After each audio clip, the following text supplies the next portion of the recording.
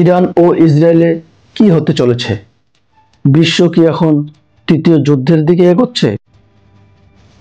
Iran ও ইসরায়েলের মধ্যে উত্তেজনা এখন চরমে। পারমাণবিক অস্ত্র, যুদ্ধের হুমকি ও মধ্যপ্রাচ্যের অনিশ্চয়তা। এই পরিস্থিতি কেবল দুই দেশের নয়, বরং পুরো বিশ্বের নিরাপত্তা প্রশ্নের সম্মুখীন করছে।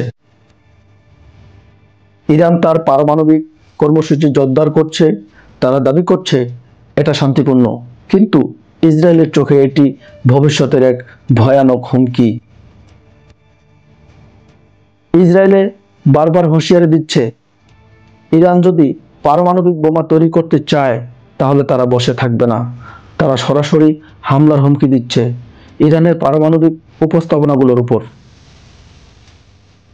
এই দুই দেশের মধ্যে সরাসরি লড়াই না হলেও একের অপরের বিরুদ্ধে ছায়া যুদ্ধ চালিয়ে যাচ্ছে। ইরান সমর্থন দিচ্ছে হিজবুল্লাহ ও হামাসের মতো গোষ্ঠীগুলোকে, আর ইসরায়েল দিচ্ছে পাল্টা জবাব।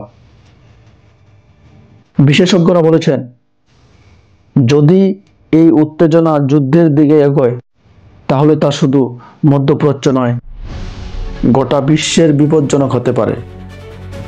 এমনকি কেউ কেউ এটাকে তৃতীয় বিশ্বযুদ্ধের সম্ভাবনা বলে অভিহিত করেছেন।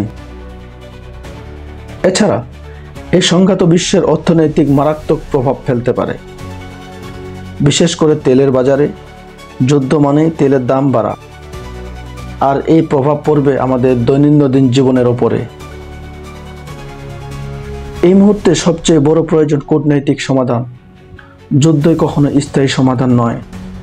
শান্তির আলোচনা পথেই পারে এই উত্তেজনাকে শান্ত করতে।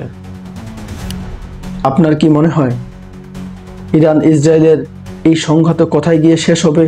আপনার মতামত কমেন্টে জানান। ভিডিওটি ভালো লাগলে লাইক দিন, শেয়ার করুন এবং সাবস্ক্রাইব করে পাশে থাকুন আরও গুরুত্বপূর্ণ বিশ্লেষণের জন্য। ধন্যবাদ সবাইকে।